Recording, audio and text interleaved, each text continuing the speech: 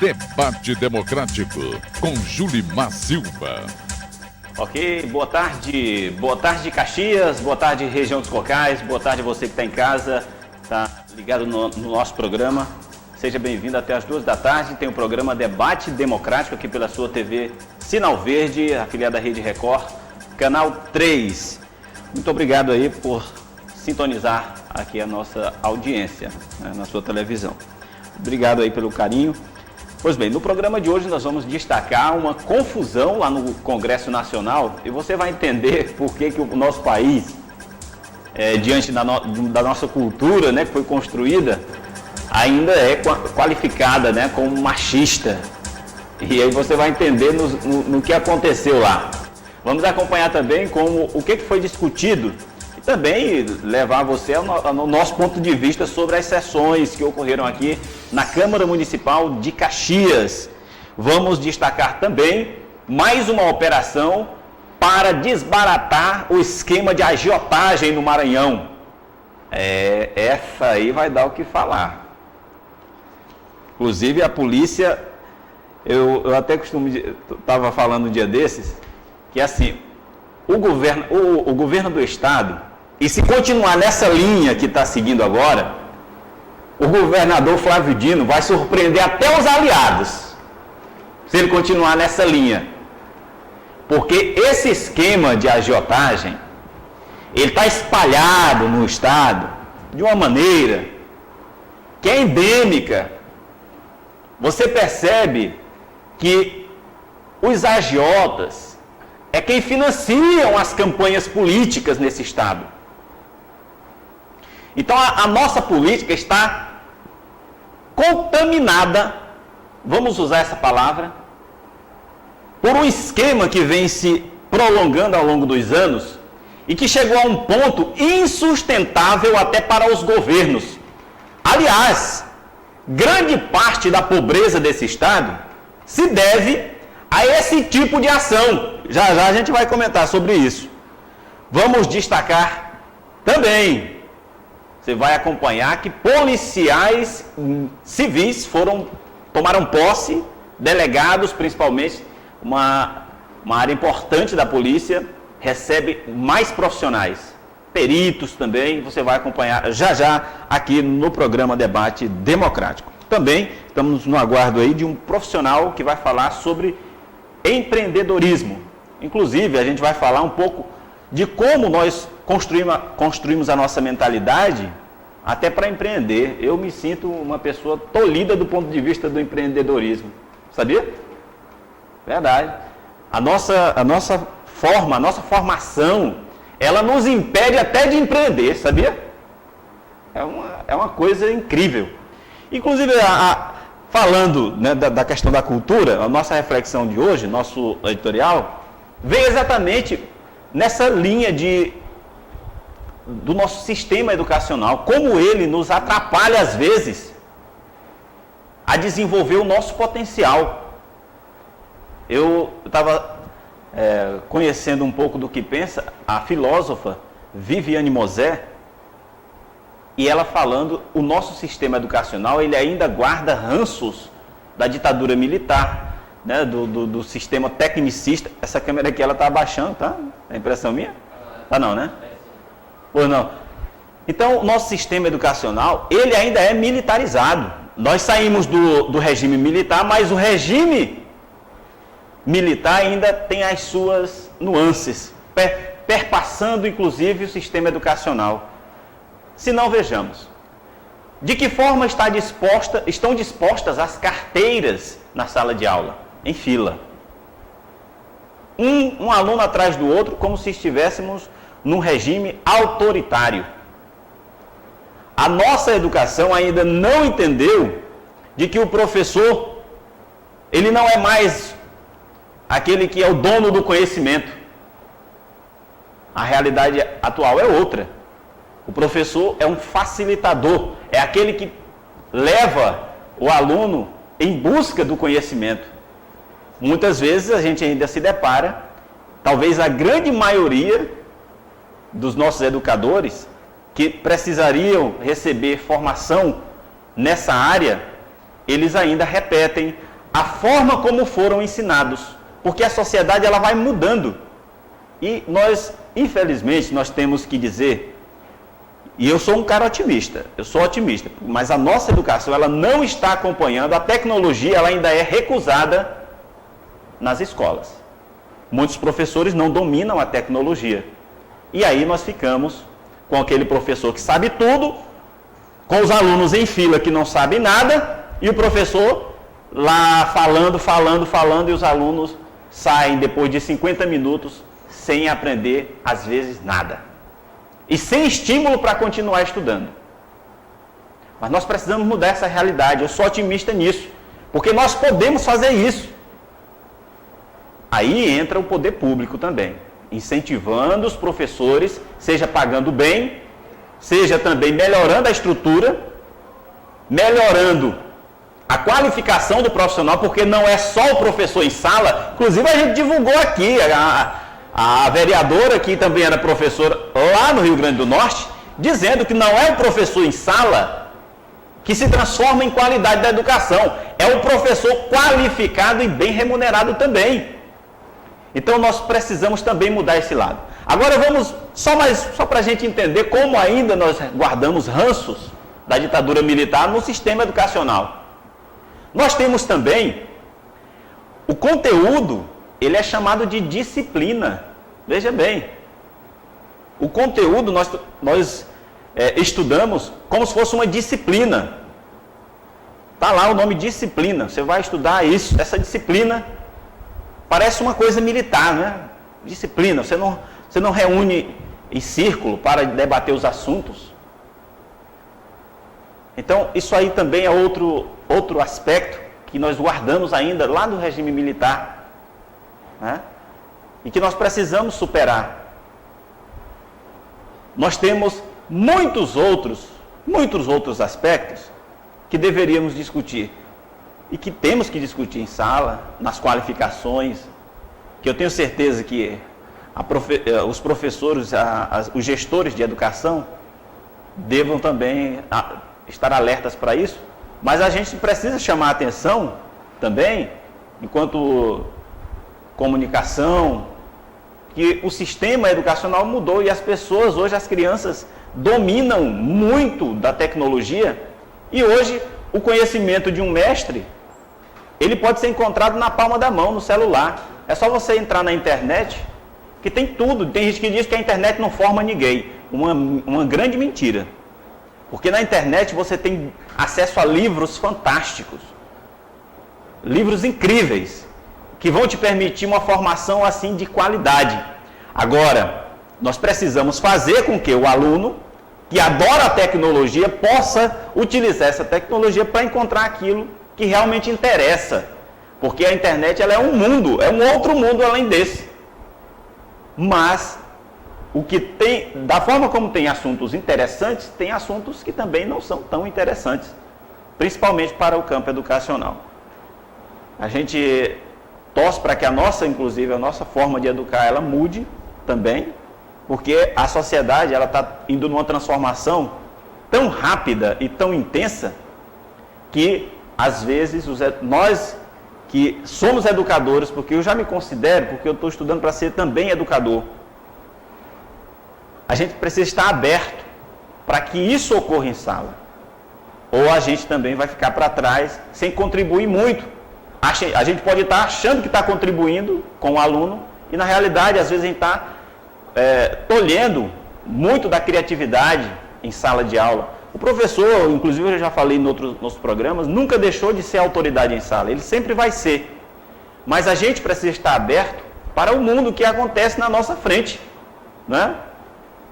E eu não estou aqui colocando, não é lição de moral para o professor, é apenas uma reflexão sobre o ponto de vista educacional, da forma como ele está sendo feito hoje, mas que também a gente precisa se abrir um pouco mais para olhar que a realidade aí, ela tá pulsando na nossa frente com grandes novidades. Ok? Está no ar o debate democrático.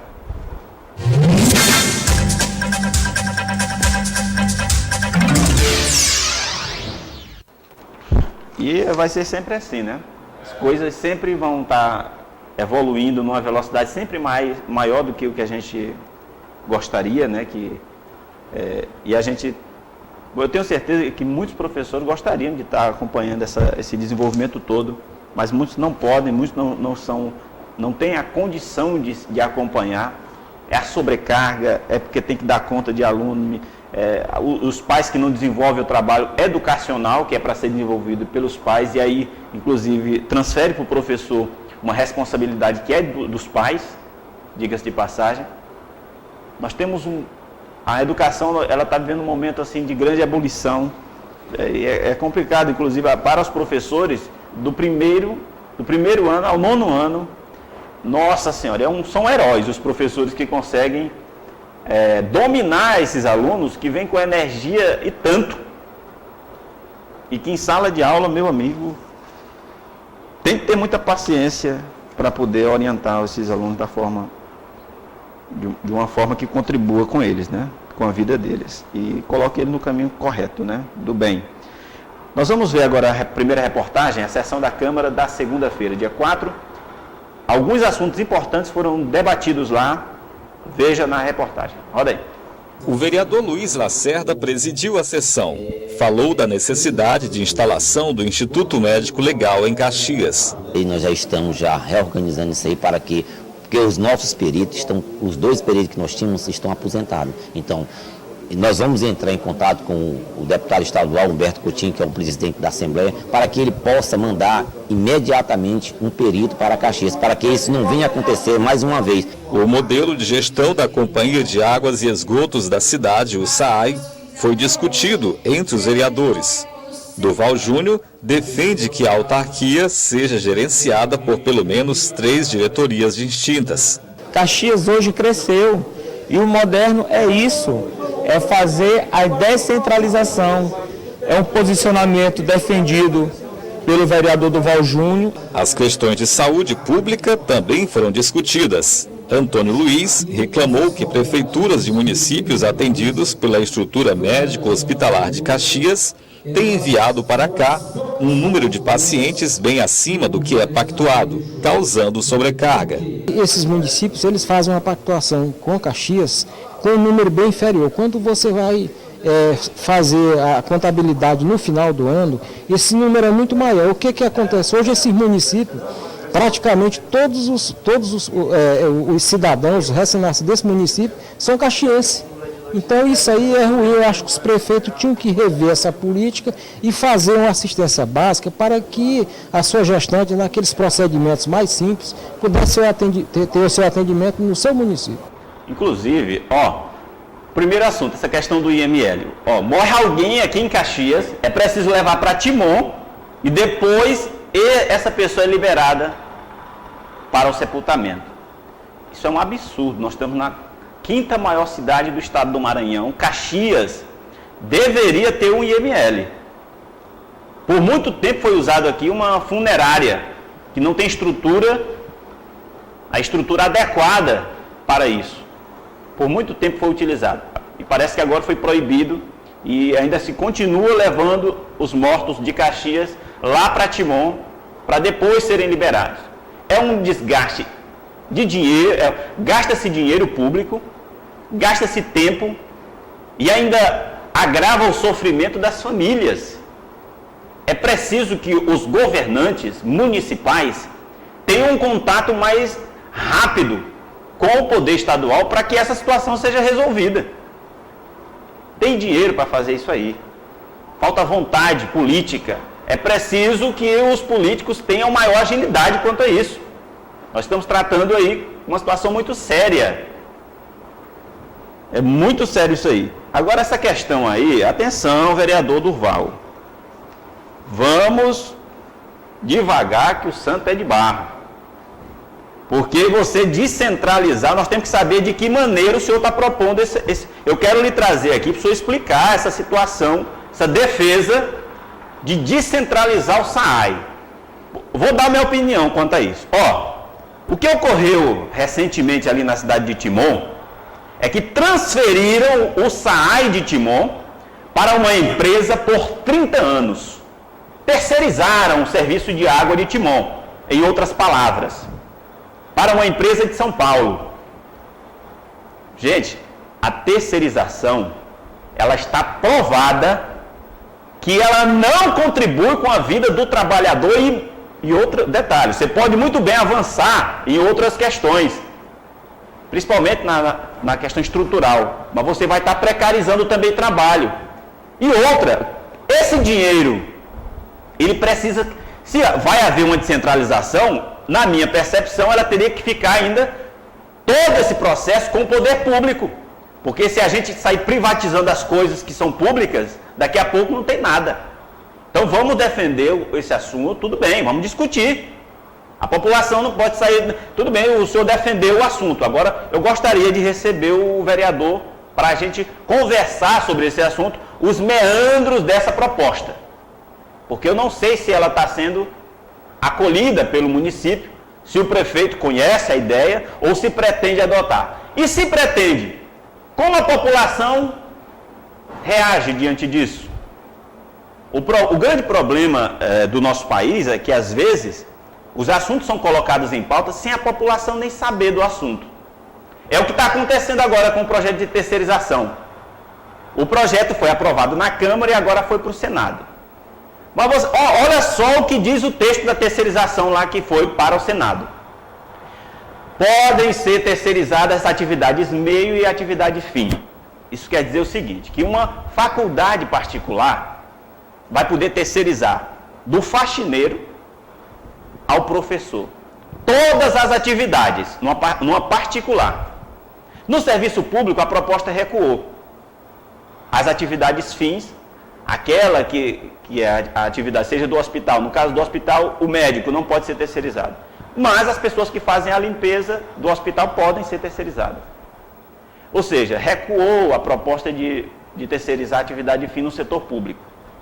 Mas o que está acontecendo hoje é que a terceirização ela provoca mais mortes, mais acidentes, vai onerar, inclusive, o setor de saúde, que é público.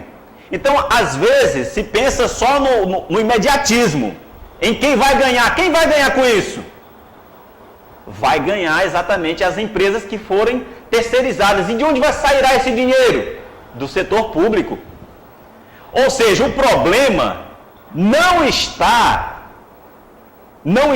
só no setor público, está nas pessoas que fazem a gestão do setor público.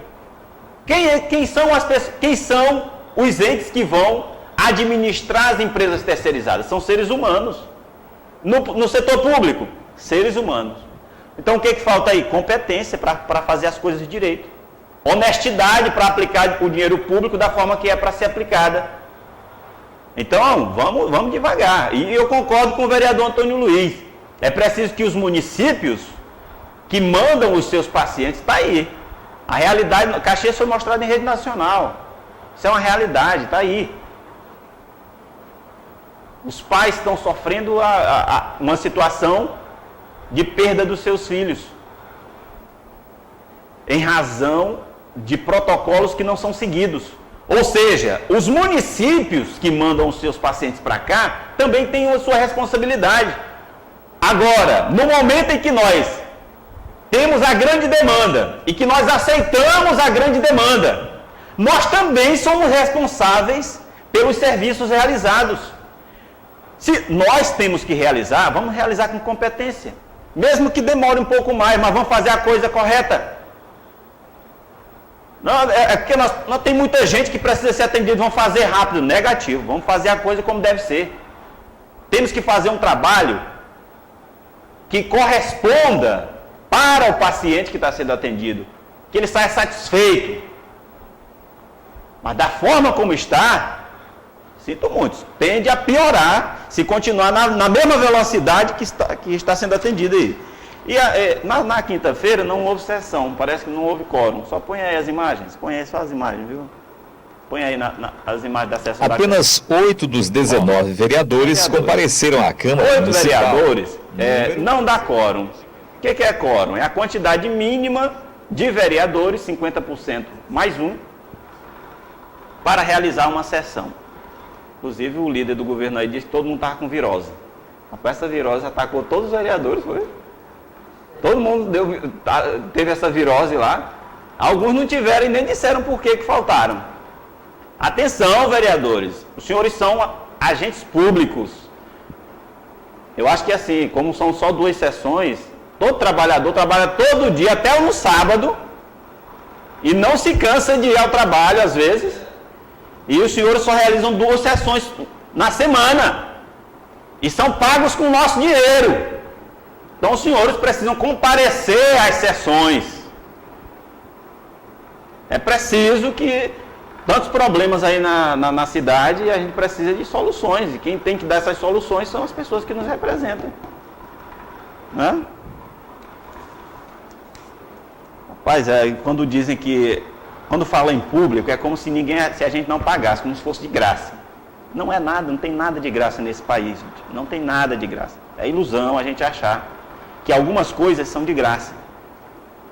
Você paga pelo transporte que dizem que é público e que não é público. O transporte é privado, você paga. Mesmo o coletivozinho lá, que você paga só R$2 e pouco pela passagem, mas ali você está pagando, tem imposto seu ali. Então não tem nada de público. Tudo é privado, você paga. Eu pago, você, todo mundo. Olha só. O Maranhão, inclusive ontem, para o feriado do Dia das Mães, né? Teve um indulto do Dia das Mães. Os presos foram perdoados por um dia e tiveram acesso à liberdade. Inclusive, ano passado, mais de 50, me parece, não voltaram. Olha, nós vivemos outra situação gravíssima no sistema prisional. Se tiver imagem de algum presídio aí, pode botar a imagem. Mas olha só, o sistema prisional brasileiro é uma vergonha. A gente ri para não chorar. Porque eu lhe digo aqui, o último resultado, que foi feito inclusive por um colégio britânico de Londres, né? O último estudo que foi realizado, que saiu agora no início desse ano, diz que o Brasil passou de 4º para 3º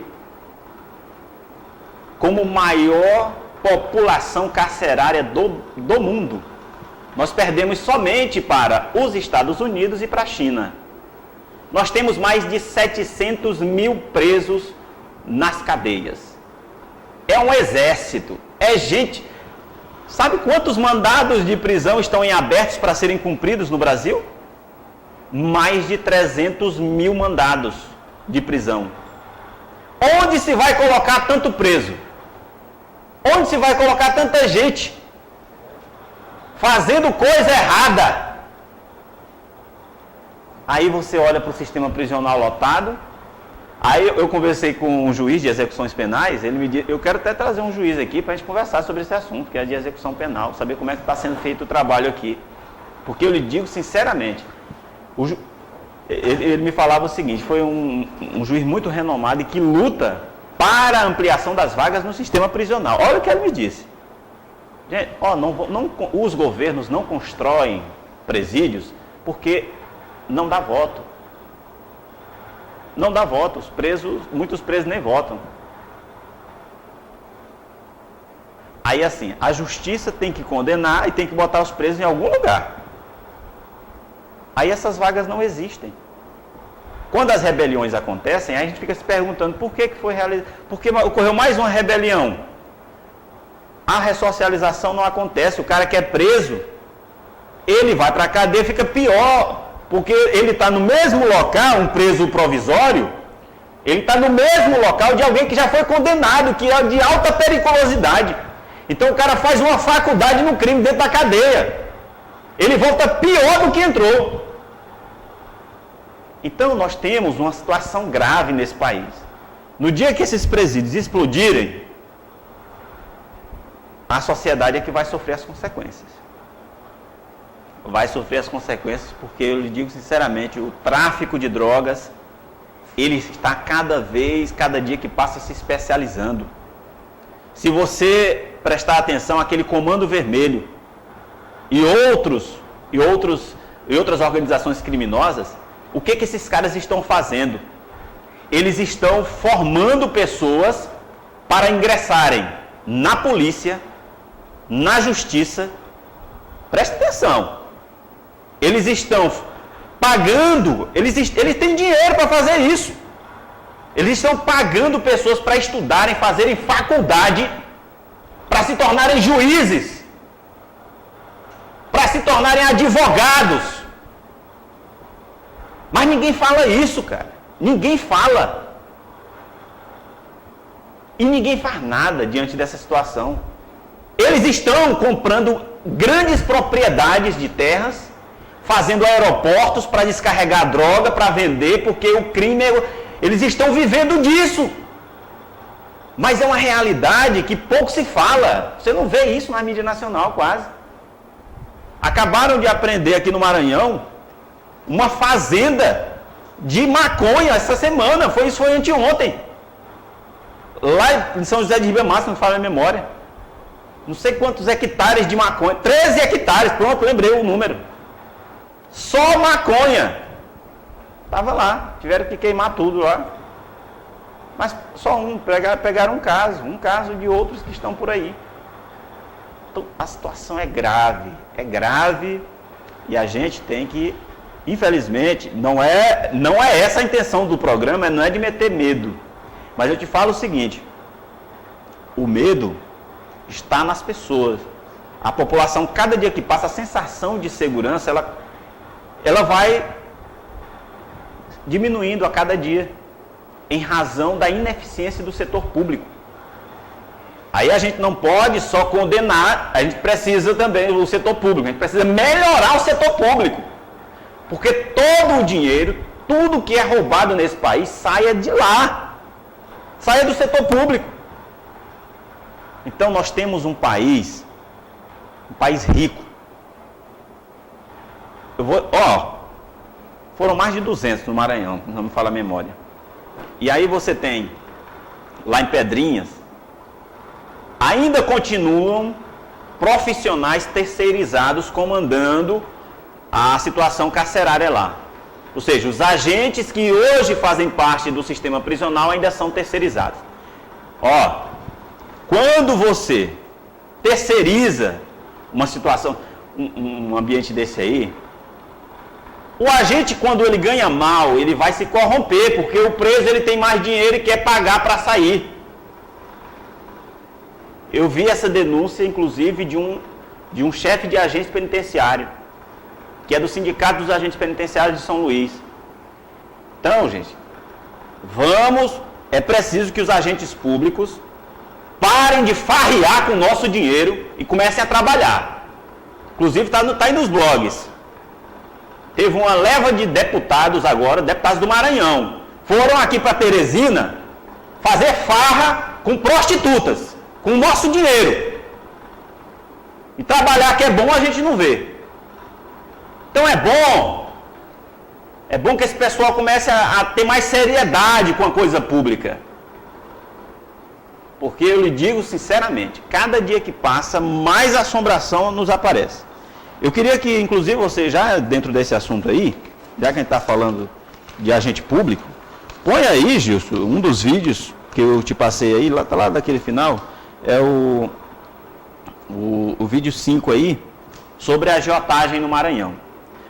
Essa situação é gravíssima, porque essa questão da agiotagem são agentes públicos que deveriam estar trabalhando pela população, mas que usam suas funções para poder usurpar o nosso dinheiro, e aí alguns prefeitos estão caindo, alguns ex-prefeitos também estão sendo presos. Roda aí.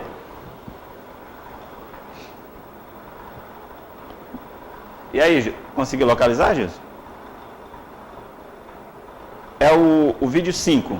Põe aí, Gilson. Vai aí. Apreendendo cartões, carros, documentos, cheques e cofres.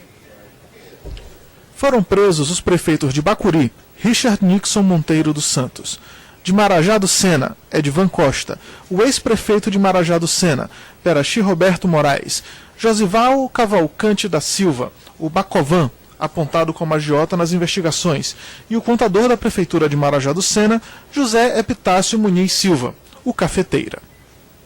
Esta é a segunda fase da operação, que chegou, no início de abril, a uma quadrilha que agia para fraudar licitações na gestão de Arlene Barros, ex-prefeita de Dom Pedro, nos anos de 2009 a 2012. O filho de Arlene, Eduardo Barros, era conhecido como Eduardo Imperador, suspeito de integrar um esquema de agiotagem no Maranhão. Tá aí. E aumentou para 52 o número de pessoas investigadas só nesse esquema de agiotagem. Então, são muitos servidores, são muitos políticos que deveriam estar trabalhando para a população. Mas o que é que esses caras fazem? Inclusive, os agiotas estão mandando em alguns municípios. E parte da pobreza que esse estado enfrenta é resultado do roubo do dinheiro público para servir a esses caras que financiam campanha. Você sabia disso? Então tem municípios aí muito pobres nesse estado.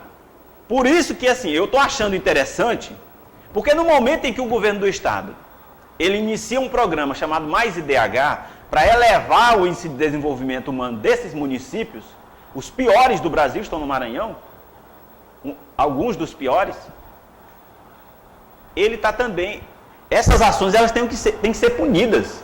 Então, no momento em que você pune o cara que cometeu o crime e tenta dar seriedade ao processo, sendo que agentes públicos são colocados no lugar desses que hoje estão cometendo crimes, a gente tem, no mínimo, assim, um pinguinho de esperança de que a coisa vai funcionando da maneira correta.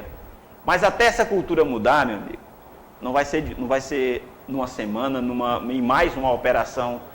É preciso um exame de consciência muito grande nessas pessoas e de humanidade, porque eles estão gerindo o dinheiro da maioria. E aí eles se usufruem do cargo que deveria exercer para a maioria e fazem uma política do toma lá da cá para beneficiar a si mesmo. É isso que acontece em muitos lugares do Maranhão. E olha que está chegando por aqui essa operação aí de agiotagem, sabia? Por isso que eu digo assim, o Flávio Dino vai acabar criando briga com seus aliados. Porque essa agiotagem, ela está em todo o cantinho do Maranhão, sabia? Só contando aqui bem baixinho para vocês, só para ninguém saber, tá? Todos os municípios do Maranhão têm agiotagem, tá? Ó, daqui a pouco eu vou receber aqui o nosso colega do Sebrae, que vai falar aqui também a gente vai falar sobre empreendedorismo. Eu queria até tocar num assunto sobre empreendedorismo aqui já, nosso amigo, esqueci o Fábio aqui do Sebrae, sobre até a nossa cultura, a forma como a gente é formado tem tudo a ver com empreendedorismo. Eu descobri que eu fui muito tolhido quanto a isso. A nossa escola não promove empreendedorismo, não. A nossa educação, a educação que nós recebemos não promove na gente essa possibilidade de arriscar, de empreender, de ir à frente, de tentar, inclusive, deixa só para o assunto lá, na hora que a gente chegar no assunto a gente vai adentrar com mais propriedade. A gente vai para um rápido intervalo e volta já com o Fábio do Sebrae. A gente vai falar sobre empreendedorismo e as ações que o Sebrae tem realizado no município de Caxias para tentar promover ainda mais esse espírito empreendedor em todos nós. Voltamos já.